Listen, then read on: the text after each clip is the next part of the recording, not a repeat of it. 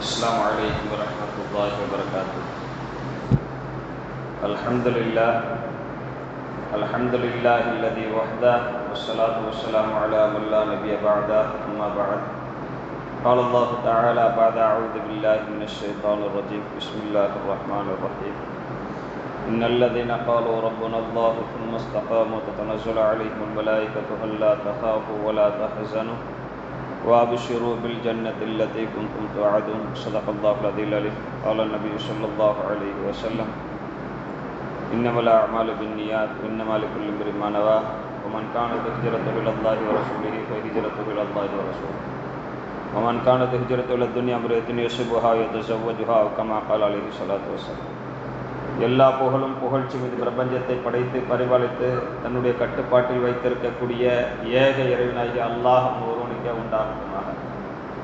சலாத் என்னும் கருணையும் சலாம் என்னும் ஈடேற்றமும் சையதுல் கவுனைன் தாஜுல் மதீனா ஹபீபே முஸ்தபா ஸல்லல்லாஹு அலைஹி வஸல்லம் அவர்கள் மீதும் அவர்களுடைய அடிச்சுவற்றை அப்படி பின்பற்றி வாழ்ந்து கொண்டிருக்கிற வாழப்போகிற அனைவர்கள் மீதும் உண்டாகட்டுமாக.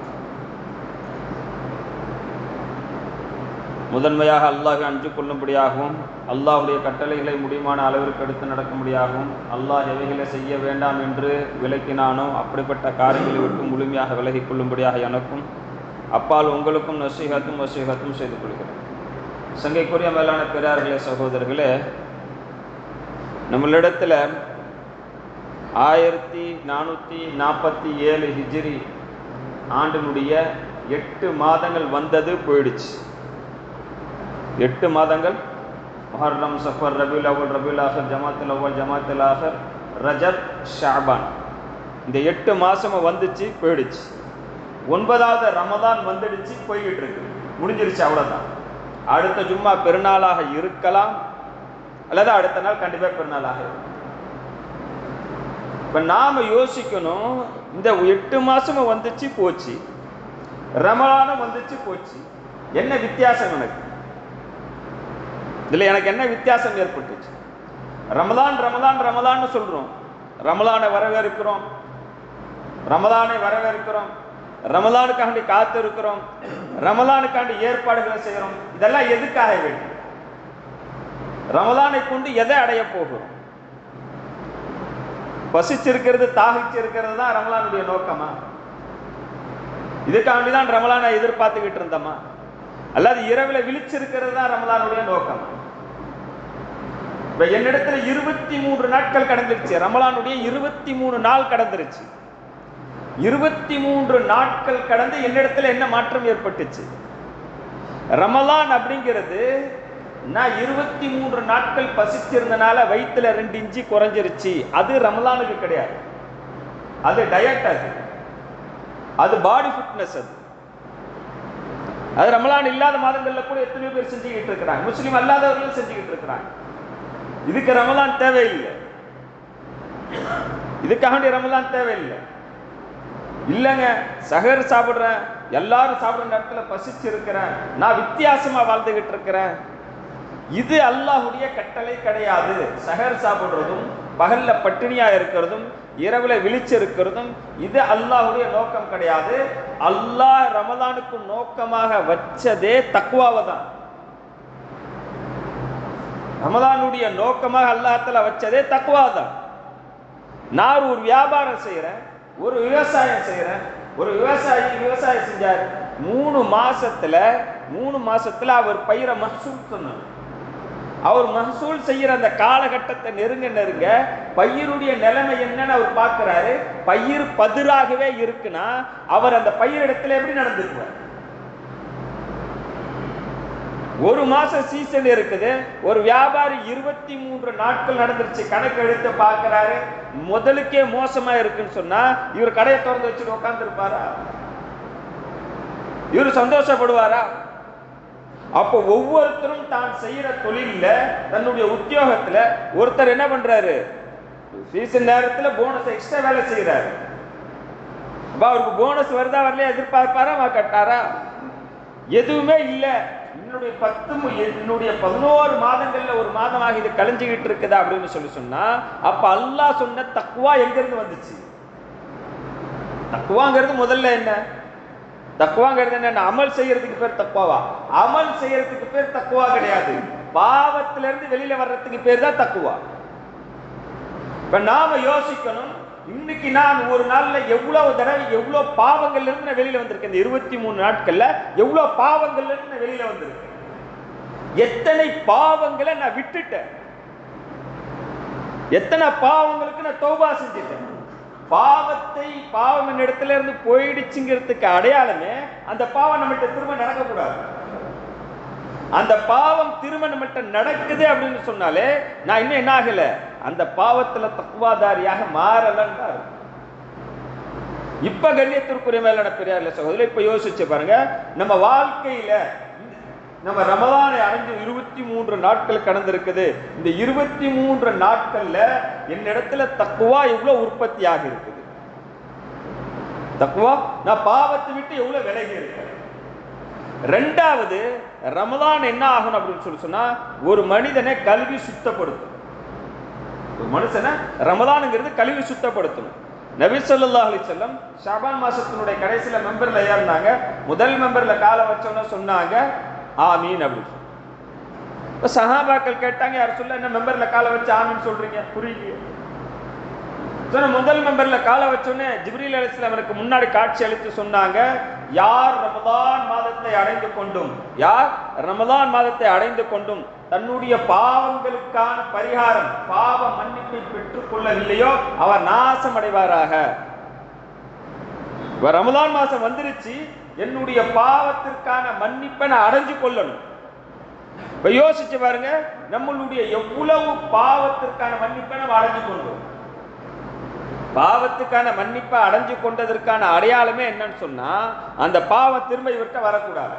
அல்லாஹ் குர்ஆன்ல அப்படிதான் சொல்றான். தௌபாங்கிறது என்னன்னு சொன்னா, தௌபா நடந்துருச்சு அப்படின்னு சொன்னா இவரிடத்துல அந்த பாவம் திரும்ப வராது. அதுதான் தௌபா ஆனதுக்கான அடையாளம். நான் மன்னிப்பு கேட்டுக்கிட்டே இருக்கிறேன், அல்லாஹ் கிட்ட 10 லட்சம் தடவை மன்னிப்பு கேட்டுட்டேன், அல்லாஹ் மன்னிச்சுட்டான் அப்படிங்கிறது எப்படி தெரியும்னா, இந்த தௌபா கிட்ட என்ன ஆகாது, அந்த பாவம் மீளாது, அந்த பாவத்தின் பக்கம் நானும் மீள மாட்டேன். அந்த பாவத்தினுடைய கசப்பையும் அந்த பாவத்தினுடைய வெறுப்பையும் அல்லாஹ் தஆலா உள்ளத்துல ஏற்படுத்திடுவான். இப்ப யோசிச்சு பார்க்கணும், என்னிடத்துல எவ்வளவு பாவங்கள்ல வெளியில போயிட்டோம். கண்ணியத்திற்குரிய மேலான பிறர் சொல்லு, நாம் என்ன நினைக்கிறோம், அமல் நம்மகிட்ட கூடிக்கிட்டு இருக்குது. ரமலான்ல 5 வக்து தொழுகைக்கு ஆள் கூடிட்டாங்க, ஃபஜ்ர்ல ஆள் கூடிட்டாங்க, இஷால ஆள் கூடிட்டாங்க, தராவீஹ்ல ஆள் கூடிட்டாங்க, கியாமுல் லைல்ல ஆள் கூடிட்டாங்க, இரவுல இபாதத் செய்யறதுக்கு ஆள் வராங்க. இஷாக்கே வராத கூட்டம் இரவு இபாதத்துக்கு வருது. அமல்ல கூடிட்டு போகிறோம். இப்ப அமல்ல கூடிட்டு போகிறது தௌபாவுடைய அடையாளமா தக்வாவுடைய அடையாளமா அப்படின்னு சொன்னா, கண்ணியத்திற்குரிய மேலான பெரியார்களே சகோதரர்களே, பாவத்திலிருந்து வெளியில வர்றதுதான் தக்வாவிற்கும் தௌபாவுக்குமான அடையாளம். நம்ம ஒவ்வொருத்தரும் நம்மளை நாமளே ஹிசாப் பண்ணி பார்க்கணும்.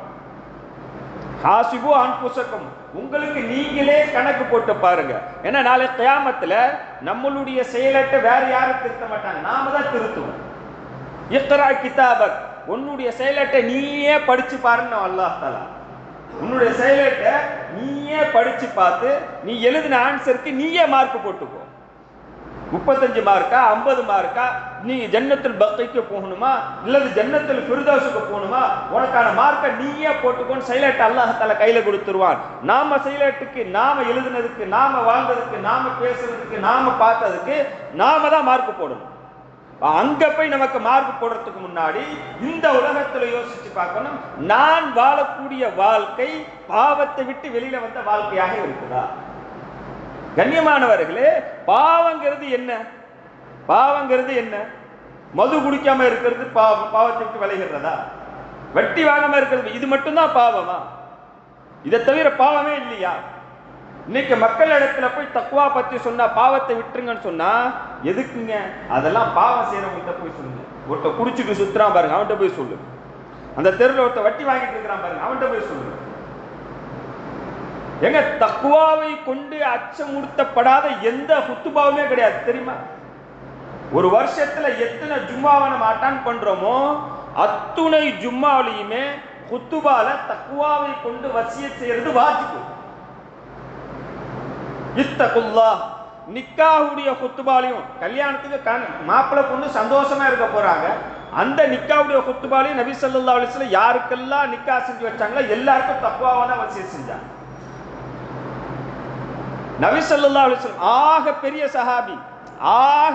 சஹாபி, அதாவது இந்த உம்மத்துல கியாமத் வரைக்கும் வரக்கூடிய எல்லா உலமாக்களுமே நாளை கியாமத் நாள்ல ஹஜ்ரத் முஆஸ் இப்னு ஜபல் ரலியல்லாஹு அன்ஹு பின்னாடி தான் நிக்கணும்.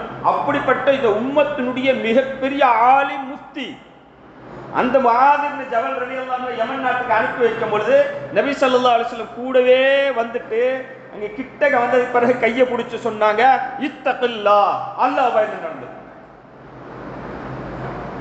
அல்லாஹ் எது ஹராமாக்குனானோ அதை விட்டு பயந்து நடந்து கொள்ளுங்க. அவ்வளவு பெரிய சஹாபிக்கு நபி ஸல்லல்லாஹு அலைஹி வஸல்லம் தக்வாவை கொண்டு தான் வசியத் செஞ்சாங்க. பாவத்தை விட்டு வெளியேற இப்ப நாம நினைச்சுக்கிட்டு இருக்கிற பாவங்கிறது என்ன அப்படின்னு சொன்னா, நாம இது வெளிரங்கமா பாக்குறோமே, இதுதான் பாவம் நினைச்சுக்கிட்டு இருக்கிறோம். இதை தாண்டி இருக்கக்கூடிய பாவங்கள் யோசிச்சு பாருங்க, நம்மள்ட்ட எவ்வளவு பாவங்கள் இருக்குது. இந்த பாவங்களுக்கெல்லாம் தௌபா செஞ்சிட்டோமா? இந்த நிறைய பாவங்களுக்கு இஸ்திக்ஃபார் தௌபா கிடையாது. நிறைய பாவங்களுக்கு இஸ்திக்ஃபார் தௌபா கிடையாது. நாங்க 2 பேர் உட்கார்ந்து மூணாவது ஒரு நபரை பத்தி பேசிக்கிட்டு இருக்கிறோம். அவருக்கு பிடிக்காத விஷயத்தை பேசிட்டு இருக்கிறோம். இதுக்கு தௌபா என்னன்னு சொன்னா, அவர்கிட்ட போய் இப்படிதான் உங்களை பத்தி தேவையில்லாத விஷயத்தை பேசிட்டேன், அல்லாஹ் காண்டி மன்னிச்சுக்கீங்கன்னு கேட்கிறது தான் தௌபா. அங்க போய் கேட்டாதான் தௌபா. இதை விட்டுட்டு வேற எங்க கேட்டாலும் அதுக்கு தௌபா கிடையாது. ஒரு ஆசிரியர் அல்லது ஒரு வர்த்தகர் அவர் வியாபாரத்துல மோசடி செஞ்சார்னா, யாரிடத்துல மோசடி செய்யப்பட்டதோ அவரிடத்துல போய், யாரிடத்துல மோசடி செய்யப்பட்டதோ அவரிடத்துல போய் ஒரு மன்னிப்பு கேட்காத வரைக்கும் என்ன ஆகாதுன்னு சொன்னா அது தௌபாவாகாது. இப்ப ஆசிரியராக இருக்கிற என்னிடத்துல 10 பிள்ளைங்க ஒப்படைக்கப்பட்டாங்க, அந்த 10 பிள்ளைகளுடைய நேரத்தை நான் வீணடிச்சுட்டேன். இப்ப எனக்கு என்ன தௌபா? எனக்கு அந்த பிள்ளைகளிடத்துல போய் உட்கார்ந்து தான் நான் என்ன ஆகணும், ஒண்ணு அவங்களுக்கு அந்த நேரத்தை நான் எக்ஸஸ் பண்ணி கொடுத்தாகணும், அல்லது அந்த பிள்ளைகளை கூப்பிட்டு நான் இல்லப்பா உங்களுக்கு கொடுத்த நேரத்தை நான் வீணடிச்சுட்டேன், அல்லாஹ் காண்டி நீ மனம் பொறுத்துக்குங்கப்பா, அல்லாஹ் காண்டி எனக்காண்டி அல்லாஹ் இடத்துல பாவ மன்னிப்பு தேடுங்கப்பா அந்த பிள்ளைகிட்ட சொல்லாத வரைக்கும் எனக்கு தௌபாவாகாது. நான் இந்த சபையில இருந்து நான் உங்ககிட்ட பேசிக்கிட்டு இருக்கிறேன், இந்த சபைக்கும் உங்களுக்கு நான் செய்ய வேண்டிய அமானிதம் இருக்குது. இந்த அமானிதத்துல நான் மோசடி செய்தாலும் அதுக்கு நான் தௌபா செஞ்சாலும், இப்படி ஒவ்வொரு இடத்துக்குமான அமானிதம் இருக்குது. ஒரு புள்ள ஜனாசாவை கொண்டாந்து வச்சுட்டாங்க, புள்ள எந்திரிச்சு கேட்கிறார், என் தகப்பை யாருக்காவது கடன் வைத்திருந்தால் அவருடைய கடனுக்கு நான் பொறுப்பேற்றுக் கொள்கிறேன். தகப்பை யாருக்காவது கடன் வைத்திருந்தா அந்த கடனுக்கு நான் பொறுப்பேற்றுக்கிறேன். சரி, காசு கடன் அவர் பொறுப்பேற்றுக்கிட்டாரு. அந்த புள்ளைய ஜனாசாக்கு துவா ஓதுன்னா அவருக்கு துவா ஓத தெரியல. பத்தாவுடைய ஜனாசாவுடைய தொழுகையில என்ன துவா ஓதுங்க அப்படின்னா இல்ல ஏதோ ஒண்ணு சொல்றான், இல்ல ரப்பனா ஆத்தினா ஃபித் துன்யா ஓதிக்குவோம். இது ஜனாசாவுடைய துவா கிடையாது, இது வாழ்க்கை முழுக்க ஓதலாமே. ஜனாசா தொழுகையில என்னுடைய தகப்பனுக்கு இந்த உலகத்துல நான் செய்யற கடைசி கடமை, இந்த கடமையினுடைய துவா எனக்கு தெரியாது, எனக்கு இந்த துவா கூட தெரியாம வளர்த்துட்டு ஒருத்தர் மையத்தா படுத்து கிடக்கிறாரு, இவருடைய கடமை, இந்த கடமையை யார் பூர்த்தி செஞ்சு கொடுக்கிறது? இந்த கடமையை யார் பூர்த்தி செய்ய முடியும்? நிர்வாகம் பூர்த்தி செய்ய முடியுமா? இமாம் பூர்த்தி செய்ய முடியுமா? பக்கத்து வீட்டுக்காரர் பூர்த்தி செய்ய முடியுமா? இல்ல பிள்ளையா பூர்த்தி செய்ய முடியுமா? யாரும் பூர்த்தி செய்ய முடியாது. இந்த கடனுக்கு தௌபாவே கிடையாது. ஒரு பெண் ஒரு கன்னி பெண், இந்த பெண்ணினுடைய மனசை ஒரு வாலிபன் கலைச்சிட்டார். இப்ப சொல்றாங்கல்ல, காதல் வலை வீசி கலைச்சிட்டார், அவ்வளவுதான், கலைஞ்சிருச்சு. இவங்க 2 பேருக்கு நிக்காஹ் முடிச்சு வச்சுட்டோம். சரி, பெண் வீட்டார சம்மதிச்சுட்டாங்க, மாப்பிள்ளை வீட்டார சம்மதிச்சுட்டாங்க, 2 பேரும் சம்மதி ஆயிட்டாங்க, நிக்காஹ் முடிஞ்சிருச்சு. நிக்காஹ் முடிஞ்சிருச்சுன்ன உடனே இந்த பாவம் சுத்தமாயிருமா? ஒரு பரிசுத்தமான கன்னி பெண்ணினுடைய உள்ளத்தை கலைத்த கடன் இந்த பரம்பரை மேல உட்கார்ந்து விட்டுருக்கும். நிக்காஹ் ஆனாலும் ஆகலனாலும் அது பாவம் தான். அந்த பாவத்துக்கு தௌபா செய்ய முடியாது. அந்த பாவத்துக்கு தௌபா எப்படி நடக்கும்னு சொன்னா, சூரா மரியம்ல அல்லாஹ் தஆலா சொல்லி காட்டுற மாதிரி, இந்த குடும்பத்துல ஒரு பரிசுத்தமான பெண் பிறந்து அந்த பெண் இன்னொரு ஆணின் மூலியமாக மனசு கலைக்கப்பட்டதுக்கு பிறகுதான் அதுக்கு தௌபா சரியாகும். பலிக்கு பலி அல்லாஹ் தஆலா வாங்குது எல்லா இடத்துலையும். இது மாதிரி ஒவ்வொரு கட்டத்திலையும் இருக்கக்கூடிய இஸ்லாம்ங்கிறது வெறும் 5 நேர தொழுகையை கற்றுக் கொடுத்துட்டு 1 மாசம் நோன்பு வைக்கிறதையும் 2.5% ஜக்காத்தையும் கற்றுக் கொடுத்த மார்க்க நினைச்சுட்டு இருக்கீங்களா? இந்த இஸ்லாத்தால் இன்றைக்கு வரைக்கும் மக்கள் ஈர்க்கப்படுறதனுடைய அசல் காரணம் என்ன தெரியுமா? ஒரு மனிதனுடைய வாழ்வியல், ஒரு மனிதனுடைய குடும்பவியல். ஒரு மனிதன் ரோட்ல நடக்கிறது இல்ல, வீட்டுல இல்ல, ரோட்ல நடக்கிற வரைக்கும் வழிகாட்டின மார்க்கம் உலகத்துல இஸ்லாம் மட்டும்தான். எச்சில் எப்படி துப்பணும்னு சொல்லி கொடுத்த மார்க்கம் இஸ்லாம் மட்டும்தான். பார்வை எப்படி பாதுகாக்கப்படணும்னு சொல்லி கொடுக்கப்பட்ட மார்க்கம் ஒரே மார்க்கம் இஸ்லாம் மட்டும்தான். இதுல நாம இதை எல்லாத்தையும் விட்டுட்டோம். இதுல எனக்கு தௌபா, இதுல எனக்கு பாவங்கிறதே புரியல. இன்னைக்கு நாம எத்தனை பேர் நோன்பு வச்சுக்கிட்டு இருக்கிறோம், எத்தனை பேர் ரமதான்ல உம்ரா செஞ்சுக்கிட்டு இருக்கிறோம், எத்தனை பேர் ஹஜ்ஜி செஞ்சுக்கிட்டு இருக்கிறோம், ரத்த உறவுகளை உடைச்சிட்டு. இப்ப ஒருத்தர் ஃபஜர் தொழுகல, ஒருத்தர் ஃபஜர் தொழுகாம இங்க வந்து உட்காந்துக்கிட்டு இருக்கிறார். அவருக்கு ஃபஜர் தொழுகை அந்த முடிகிற கல்லா வரைக்கும் தான் அவருக்கு மேல அந்த பாவம் இருக்கும், இந்த பத்வா இருக்கும். அதுக்கு மேல அவர்கிட்ட இருக்காரு. அதோட இவர் ஃபஜரை விட்டவர் ஒரு குற்றத்தோட இவர் ஒதுங்கிறார், அவ்வளவுதான். மலக் மேல பிறகு அவர் மேல பத்வா செய்ய மாட்டான். அந்த டைம் கிடக்கிற வரைக்கும் தான் அடியானே தொழுவ போயிரு, அடியானே தொழுவ போயிரு அப்படின்னு என்ன பண்ணுவாங்க, சொல்லிக்கிட்டே இருப்பாங்க. அதை தொழுவ முடிஞ்சிச்சு, அவ்வளவு, அதோட முடிஞ்சிச்சு. இவர் தொழுகாதவர்னு எழுதி வச்சுட்டு போயிடுவாங்க. ஒருத்தர் ரத்த உறவை உடைச்சுக்கிட்டார், ரத்த உறவை உடைச்சுக்கிட்டார், சொந்த பந்தத்தை அறுத்துக்கிட்டார். இவர் எங்க இருந்தாலும் அல்லாஹ்வுடைய லானத், மலக்குமார்கள் இல்ல, அல்லாஹ்வுடைய லானத் அவர் மேல இருக்கும். அவர் பள்ளியில உட்கார்ந்து இருந்தாலும் லானத்தோட தான் உட்கார்ந்து இருப்பார். தொழுகையில நின்றுகிட்டு இருந்தாலும் லானத்தோட தான் தொழுகையில நிற்பார். காபத்துல்லாஹுடைய தெரிய முடிச்சு தொங்கிட்டு இருந்தாலும் லானத்தோட தான் தொங்கிட்டு இருப்பார். இப்ப இவர் நோன்பு வச்சு என்ன, தொழுது என்ன, உம்ரா செஞ்சு என்ன, ஹஜ்ஜி செஞ்சு என்ன? கண்ணியத்திற்குரிய மேலான பெரியார் சொல்லு, நாம இந்த பாவத்துக்கு தௌபா செஞ்சிட்டோமா? ரமலான் ஆரம்பிச்சு 23 நாட்கள் ஆயிடுச்சு. நான் என்னுடைய அக்கா கிட்ட பேசல, என்னுடைய அண்ணன்ட்ட பேசல, என்னுடைய தாயாரோட கொஞ்சம் மனசு வருத்தம், நான் போய் அவங்களுக்கு பிடிச்சி இன்னும் மன்னிச்சிங்க, நம்ம எல்லாம் இனிமேட்டு முகபாத்தா இருப்போம், ஏதோ நல்லதை கட்ட அது நடந்து போச்சு, இன்ஷா நம்ம சேர்ந்திருப்போம், மன்னிப்பு கேட்டுட்டோமா? இல்ல நம்மள்ட்ட நடந்த இதுக்கெல்லாம் நம்ம பிராயச்சித்தம் தேடிட்டோமா?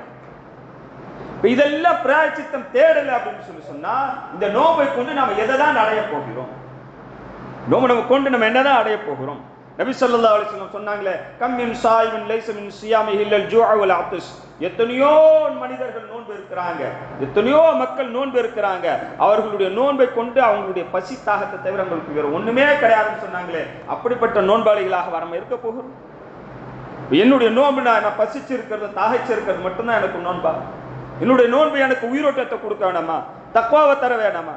ஆக கண்ணியத்திற்குரிய மேலான பெரியார்கள் சகோதரர்களே, நோன்பை நோன்பாக, தக்வாவுடைய நோன்பாக ஆக்கணும்னு சொன்னா நம்மள்ட்ட பாவங்கள், நம்மள்ட்ட நடந்து விட்ட பாவங்களுக்கான மீழ்ச்சியை எடுத்து நாம் அதற்கு அடுத்து இருக்கக்கூடிய வாழ்க்கை பரிசுத்தமாக ஆகணும். சஹாபாக்கள் வாழ்க்கை எடுத்து பாருங்க. உங்கள்கிட்ட நபி ஸல்லல்லாஹு அலைஹி வஸல்லம் இந்த மாதிரி மணிக்கணக்கில் நாள் கணக்கில் பேசினதெல்லாம் பார்க்கவே முடியாது. ஒரு வார்த்தை தான், சில வார்த்தைகள் தான் அவங்களுடைய வாழ்க்கையே மாத்திரும், உங்களுடைய செயல் திட்டங்களே மாத்திரும். எல்லாத்தையுமே எழுதணும். ஹஜ்ஜத்துல் விதால நபி ஸல்லல்லாஹு அலைஹி வஸல்லத்துடைய கடைசி ஹஜ்ஜத்துல் விதால நபி ஸல்லல்லாஹு அலைஹி வஸல்லம் அரஃபா மைதானத்தில் மக்கள் எல்லாம் கூட்டிட்டாங்க.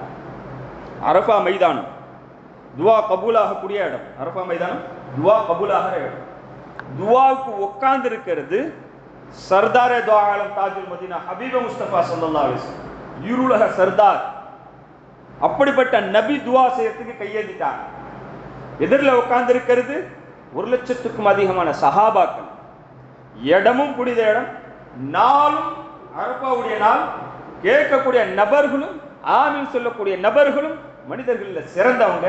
கையேந்திட்டாங்க. ஏந்திட்டு சொன்னாங்க, உங்கள யாராவது ரத்த உறவை முறிச்சவங்க இருந்தா எந்திரிச்சு போயிருங்க. என்ன, நான் துவா கேட்க போறேன், துவா கபூல் இல்லாம போயிடும்.